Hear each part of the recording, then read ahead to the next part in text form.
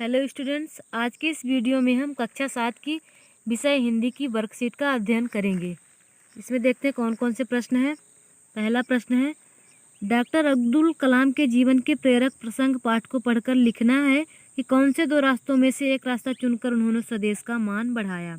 इसका उत्तर है, डॉक्टर अब्दुल कलाम के पास दो रास्ते थे। पहला ये कि वे विदेश जाकर धनार्जन करें और दूसरा ये कि भारत में रहकर मातृभूमि की सेवा करें। डॉक्टर अब्दुल कलाम ने दूसरा रास्ता चुनकर स्वदेश का मान बढ़ाया।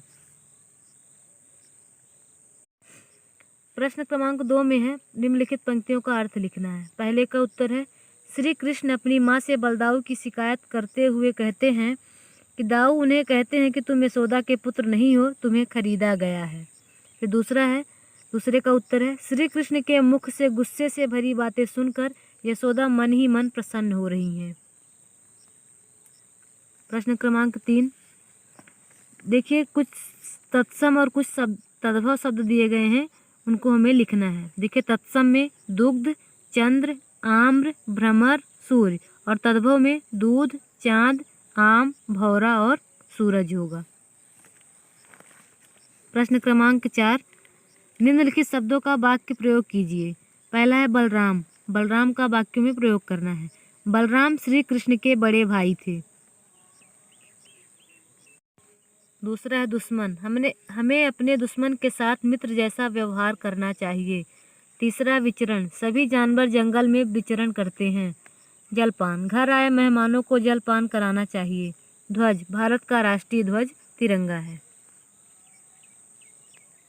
प्रश्न क्रमांक 5, नींव का पत्थर पाठ के आधार पर बताइए कि रानी लक्ष्मीबाई ने क्यों कहा कि सैनिकों के लिए शुभ अशुभ कुछ नहीं होता। इसका उत्तर है, नींव का पत्थर पाठ के आधार पर रानी लक्ष्मीबाई ने अपने सैनिकों से कहा कि सैनिकों के लिए शुभ अशुभ कुछ नहीं होता। ऐसा इसलिए कहा क्योंकि स्वतंत्रता की लड़ाई लड़ना और अपने देश को आज़ाद कराना हमारा कर्तव्य है और कर्तव्य की पूर्ति के लिए कोई शुभ अशुभ मुहूर्त नहीं देखा जाता। इस प्रकार इस प्रश्न का उत्तर है। आप वीडियो को रोक करके इस प्रश्न का उत्तर लिख सकते हैं। प्रश्न क्रमांक 6, छोटा जादूगर पाठ के आधार पर बताइए कि आपने जादू या मदारी का कौन सा खेल देखा है। इसका उत्तर है, हमने मदारी का खेल देखा है। बंदर बदरियों का तमाशा दिखाने वाले को मदारी कहते हैं। उसके साथ 2-3 बंदर होते हैं जिनके गले में रस्सी बंधी होती है। उसके हाथ में एक छड़ी और एक डमरू होता है। डमरू बजाने पर बंदर नाचता है। अब प्रोजेक्ट कार्य है। प्रश्न क्रमांक 7 में हमें यहाँ पर किसी भी एक अंग का चित्र बनाना है और उससे संबंधित मुहावरे या लोकोक्तियाँ लिखनी है। देखिए यहाँ पर कान का चित्र बना है और इधर मुहावरे लिखे गए हैं। कानो कान खबर न होना, कान पर जूना रेंगना, कान भरना, कान का कच्चा, कान कतरना। फिर दूसरा है आँख।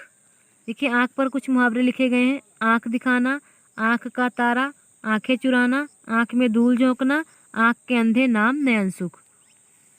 आप भी ऐसे ही किसी भी एक अंक का चित्र बनाकर उससे संबंधित मुहावरा लिख सकते हैं। प्रश्न क्रमांक 8, नीचे दिए गए शब्द पहेली को भरना है। कुछ निर्देश दिए गए हैं बाएं से दाएं और ऊपर से नीचे। देखिए हमें इसके आधार पर इस शब्द पहेली को पूरा करना है।